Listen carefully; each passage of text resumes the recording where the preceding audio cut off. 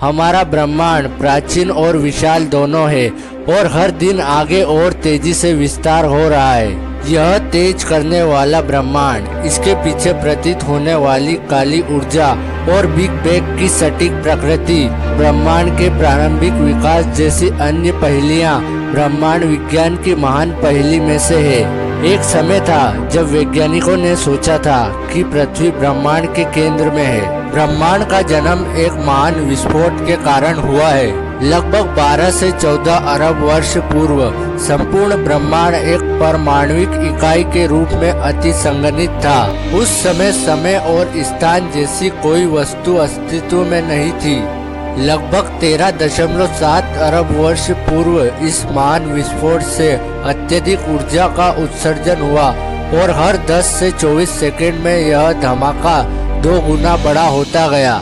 यह ऊर्जा इतनी अधिक थी कि इसके प्रभाव से आज तक ब्रह्मांड फैलता ही जा रहा है। इस धमाके के कारण 3 लाख साल बाद पूरा ब्रह्मांड हाइड्रोजन और हीलियम गैसों के बादलों से भर गया। इस धमाके के 3,80,000 साल बाद अंतरिक्ष में सिर्फ प्रोटॉन ही रह गए। इस प्रोटॉन से तारों और आकाशगंगाओं का जन्म हुआ और बाद में जाकर ग्रहों और हमारी पृथ्वी का जन्म हुआ। आधुनिक भौतिक शास्त्र जॉर्ज लेमेत्रे ने सन 1927 में सृष्टि की रचना के संदर्भ में महान विस्फोट सिद्धांत का प्रतिपादन किया।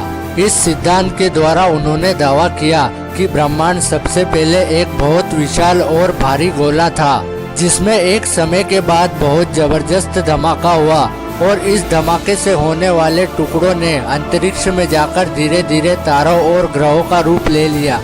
उनका यह सिद्धांत अल्बर्ट आइंस्टाइन के प्रसिद्ध सामान्य सापेक्षवाद के सिद्धांत पर आधारित था, लेकिन उस समय इस सिद्धांत को आलोचकों द्वारा अनसुना कर दिया गया। सन 1929 में एडविन हबल ने लाल विचलन के सिद्धांत के आधार पर पाया कि ब्रह्मांड फैल रहा है और ब्रह्मांड की आकाशगंगाएं एक दूसरे से तेजी से दूर जा रही है। इस सिद्धांत के अनुसार पहले आकाशगंगाएं एक दूसरे के और पास रही होगी और इससे भी पहले यह एक दूसरे के और अधिक पास रही होगी। यह सिद्धांत आइंस्टाइन के अंत और स्थैतिक ब्रह्मांड के विपरीत था। निरीक्षण से निष्कर्ष निकला कि ब्रह्मांड ने एक ऐसी स्थिति से जन्म लिया है जिसमें ब्रह्मांड का सारा पदार्थ अत्यंत उच्च तापमान और घनत्व पर एक ही स्थान पर केंद्रित था। इस स्थिति को गुरुत्विक अपूर्वता कहा गया। दूसरी संभावना थी कि फ्रेड होयल का स्थायी स्थिति मंडल,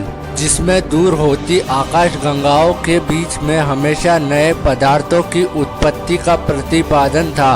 दूसरे शब्दों में आकाशगंगाओं के एक दूसरे से दूर जाने पर जो खाली स्थान बनता है वहाँ पर नए पदार्थ का निर्माण होता है। इस संभावना के अनुसार आमतौर पर ब्रह्मांड हर समय एक जैसा ही रहा है और रहेगा।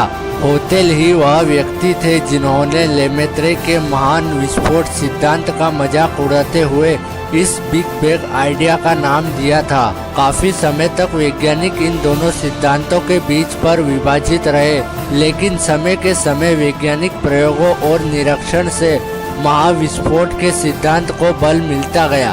1965 के बाद ब्रह्मांडीय सूक्ष्म तरंग विकिरण की खोज के बाद इस सिद्धांत को सबसे ज्यादा मान्य सिद्धांत का दर्जा मिल गया। वर्तमान में खगोल विज्ञान का हर नियम इसी सिद्धांत पर आधारित है।